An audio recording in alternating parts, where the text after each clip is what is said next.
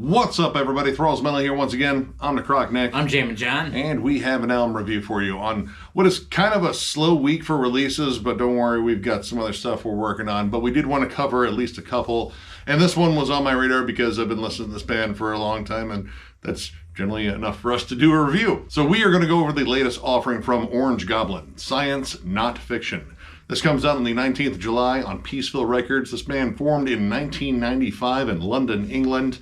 This is their 10th full-length overall. I got in this band around the mid-2000s with their album Healing Through Fire.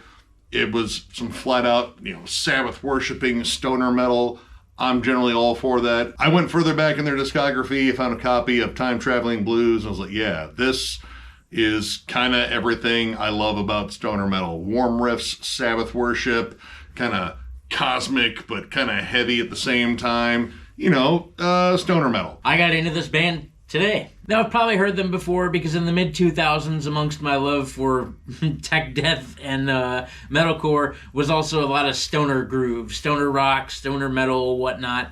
And so a lot of bands like this that I've heard over the past, I probably should have jammed this, but I'm stupid and didn't. So I got into them today. And admittedly, it has been a while since I listened to them. I thought their last album was pretty decent. It really wasn't one I repeated that much. I generally go back to their earlier stuff because that kind of really captures that sound that I was looking for, especially kind of like back in that period of time when I was listening to a lot of Fu Manchu and Caius and stuff like that. And I was kind of curious about this one. Let's see what they've been up to. I can't imagine it's changed that much. And honestly, it really hasn't. But I will say that I don't know if I could call this band or at least this album stoner metal as much. This kind of screams more like just flat out riff rock for the most part. Yeah, there are some definite stoner moments in here, but they're more of like a peppered seasoning than they are part of the overall vibe of this album. Part of the issue with that, at least in my mind, when it comes down to stoner metal, stoner rock, again, there's kind of a very fuzzy, kind of hazy line between the two. It's probably weed smoke. Right, but the whole vibe is generally more groove-laden, kind of relaxed but heavy. It's sonically just booming and fuzzy and loaded with warm bass and guitars and, just kind of slow, Sabbathy grooves. But at the same time, it's kind of chill, kind of relaxing. You don't want to get up and thrash and throw shit in your house. Yeah. You want to just sit back on the couch and kind of, just sit there and chill, go, this is pretty cool. Eat some Cheetos, take your shoes off, put them up on the ottoman, grab a beverage, pet the cat, just chill. Yeah. Hang out. Just, sit there with your buddy or, your cat in this instance and just look at him and like, you know what? This riff's pretty cool, man. Right. This is pretty solid. Life's pretty good. You like that? Yeah, you do. Yeah. I got Cheetos on you. I'm sorry. And generally, Orange Goblin was very good for that, but I feel like the bulk of this material on here is maybe a little too up-tempo and, I don't know, a little too, energetic, in terms of stoner metal. Definitely stoner metal has its own energy, and generally it's very relaxed and not motivated to do much productive, during the day or night. It might want to take a nap, somewhere between, the second part of the bridge. But a lot of this is, again, more up-tempo, more kind of blues rock boogie. The opening track, The Fire at the Center of the Earth Is Mine, which I think is a great title and a really solid opener, very energetic, but it does something that Orange Goblin, I think, does really well, is blend in heavy metal licks in the stoner metal. There's really good harmonies on there. Kind of sounds like an up-tempo sword song. It's riffy, it's catchy, it's got a good chorus to it. And for an opener, all right, that's a good, kind of bombastic start. All right, man, let's get this party started. But as this album went on, it kind of loses a lot of the stoner metal luster and really picks up more blues rock vibes. It's very heavy, it's very chunky, especially the production. The guitars are way more chunky than you expect for stoner metal per se. Thick and kind of crunchy, and I thought, well, that doesn't necessarily capture the vibe of stoner, but then again, I've been a stoner for, what year is it?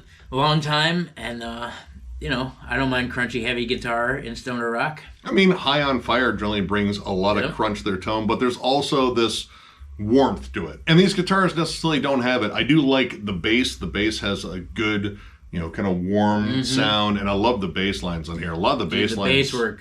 Yeah, a lot of like Geezer Butler love on there. But when it comes down to like the grooves and such in here, a lot of this is very up-tempo. And at least for a stoner rock album that isn't done by High on Fire, you kind of need a little bit more of that groove. Like even High on Fire knows how to slow it down. And generally when they slow it down, it's like the heaviest thing on the planet. But, they like to pepper in like thrashier moments. Here it's not necessarily thrashy, it's more like punky. Kind of like more D-beat driven. The Fear of a Patient Man and most of Cemetery Rats is kind of based more on D-beat rhythms, more aggressive songs that have like kind of punkier, snarling riffs to them. Again, not necessarily like the whole stoner metal, vibe I was looking for. And generally this wouldn't be a complaint if that was done, a little bit more minimally, and then the rest of the time you kind of get, settled into that kind of like Fu Manchu-ish sort of groove. Like, let's just kind of sit here and kind of let the riffs kind of take us on a journey, but it's a journey where we don't leave the couch. I feel like often on this album there's a lot of course correcting, like lane correction. Like, if you have a newer car, like if you veer over, it'll correct you back. This kind of does that, except it corrects them from doing kind of what I would want them to do more on here. Yes. Like, no, stay in this blues rock sort of lane here and go the speed limit. And that kind of threw me off a little bit because I've been listening to this band for years and they definitely know how to be extra stony, and it does show up on this album, but it's in way too small a doses, micro doses, if you will. And sometimes it's actually a really great course correction. In the song Ascend the Negative, starts off much like the song before it started off, where it's more up-tempo and it's more just kind of rockish, and you're like, all right, another song of this, let's see what happens. But then it gets to the second half, and it is probably the grossest, heaviest slowdown in the whole record for sure. That is a big, beefy chug, and it is super stony, and I'm like, all right, cool. Now, what was odd about that, too, is it was just a very abrupt stop. Like, they went from rockin' to, bam, slow. Slowed down like it saw the cops. Right, dude. Oh, man, I'm in a school zone. Did he see me? Oh, shit, he's turning around. Son of a bit.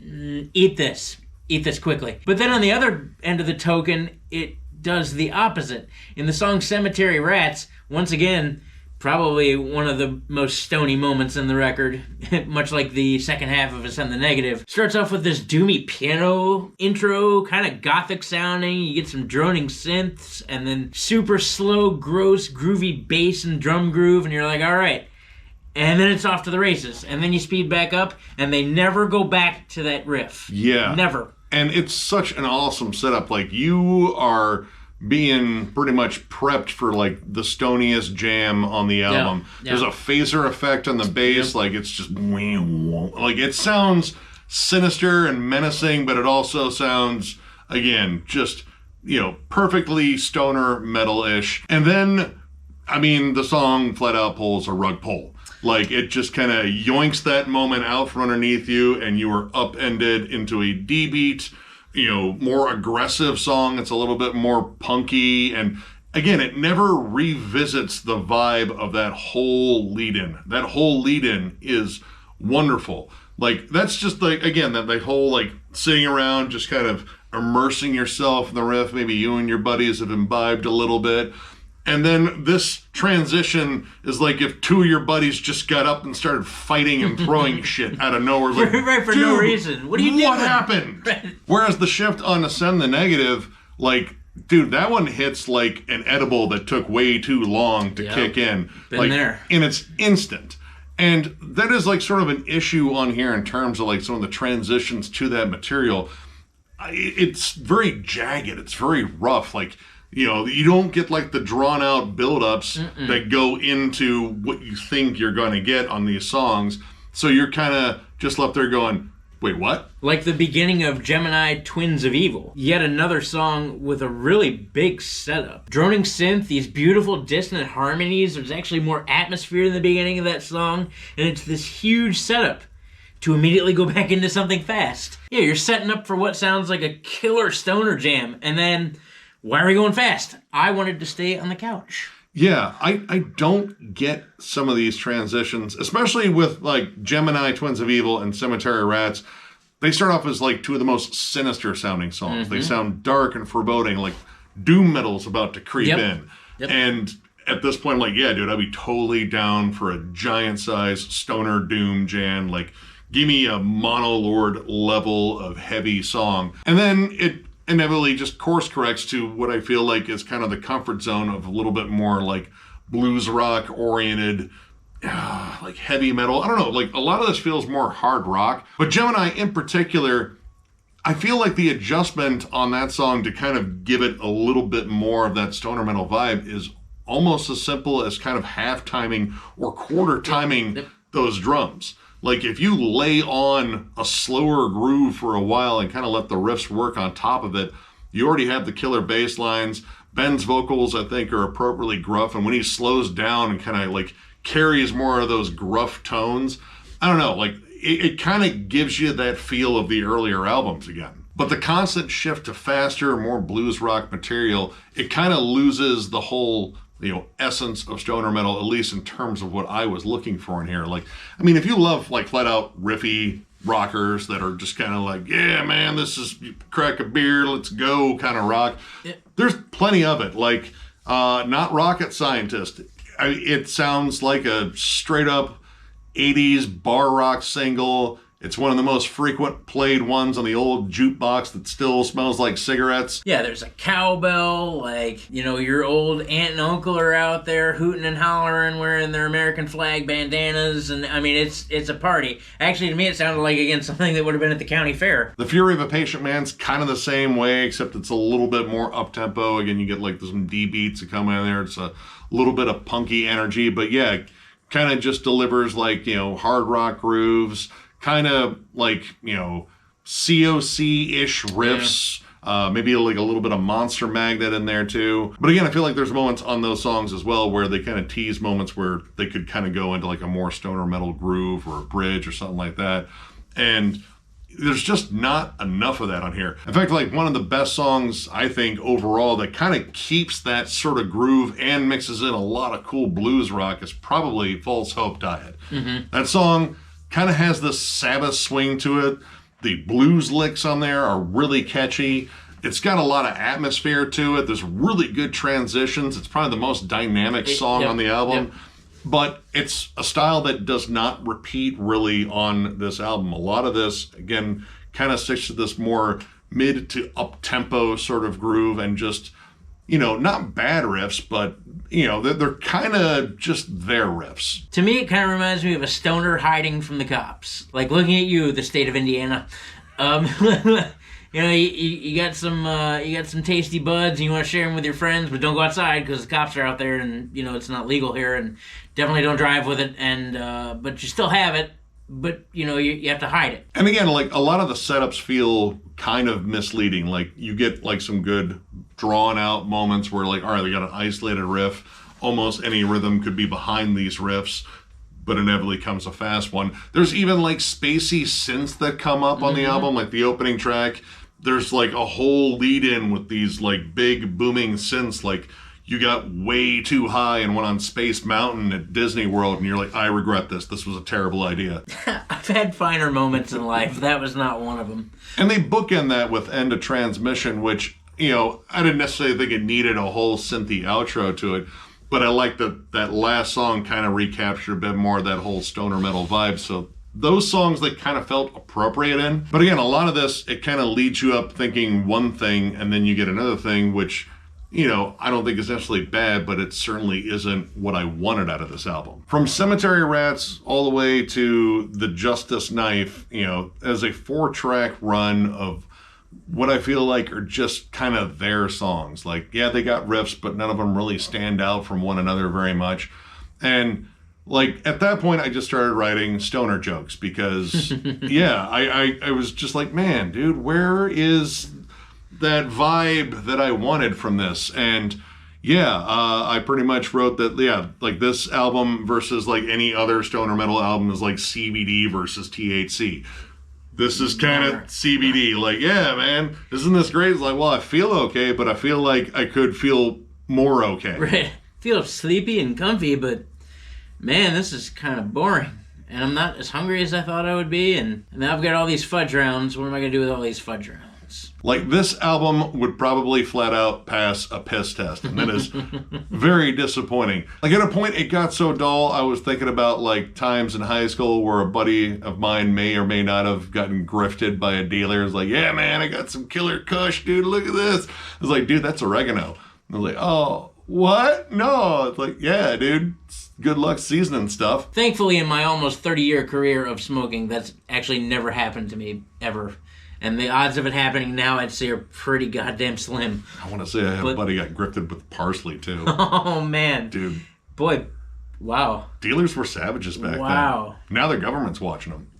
Thank you, you know who you are, who's been a part of my life for a long time. You know who you are. I'm not going to call you out, but thank you. But yeah, overall, I was kind of let down by this. I'm pretty sure you guys kind of got that vibe. I'm going to give this 2.5 stars. It's okay.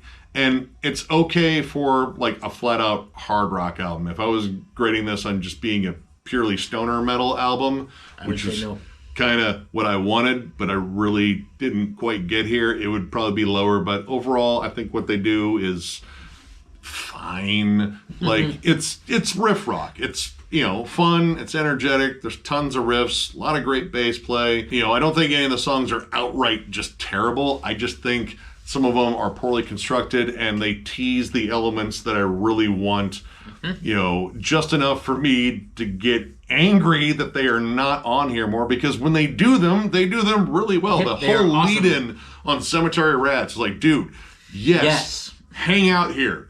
We'll get a pizza. We'll watch some stupid movies. Just hang out. And then it fucks off into whatever it did. I was like, dude, what did you... No, that's not cool. I like some of the stuff on here for what it could be. And, you know, some minor tweaks, like slow down the drums. Like, not every song in here needs to be up-tempo. In fact, this kind of needs some slower, more brooding songs to kind of just let the atmosphere soak in. Like, it's maybe a good collection of rowdy, bluesy rockers, but as far as a stoner metal album... no, like it really just kind of misses the mark. Like, I'm looking for more of that, like Fu Manchu, Caius, you know, that sort of vibe. Like, there's a vibe with stoner metal, and this album really isn't putting it off. But again, if you're a fan of, I would say, like COC, like, you know, definitely the Pepper years, nothing before. Monster Magnet, yeah, kind of like that, except not nearly as cosmic and trippy. Could have used that. But yeah, still check it out. Form your own opinions. Who knows? You might really dig this. You won't know until you check it out yourself. So yeah, take it away, John. I'm going to go ahead and give it 2 stars. There's some good things about this record. I won't totally knock it. The lead melodies, when they happen, they're actually very catchy. There's a ton of catchy moments on here.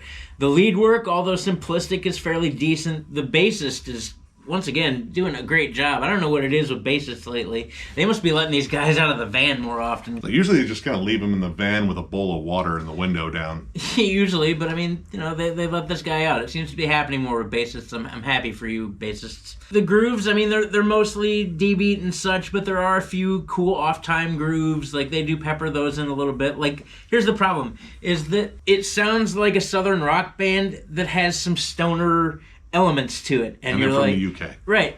Well, right. It's confusing. Southern UK, right? I don't know. We'll talk. It's got some moments of like a rock band that also incorporate stoner moments into it, and it would leave you thinking like, "Hey, rock band, maybe you should one day write a stoner record." That's kind of what this sounds like. There were some definite cool moments. The song False Hope Diet rules. Again, the second half of Ascend the Negative is an awesome, awesome moment for this record. The first half of Cemetery Rats is an awesome moment for this record, but it doesn't often stay in its lane. And I don't know, for me personally, as a stoner, I like slowing down. You know, you sit on a couch, you have some Cheetos. Once again, you got some fudge rounds, you got some sodas, you got your cat, you got your friends, and everyone's chilled and relaxed. Someone's breaking up weed on a vinyl copy of Master Reality. Yep. Aesthetics. Right, exactly. And that's what I want. And that didn't happen too often on this record. And although I like to go fast, when I get really good and stoned, I want to slow the hell down.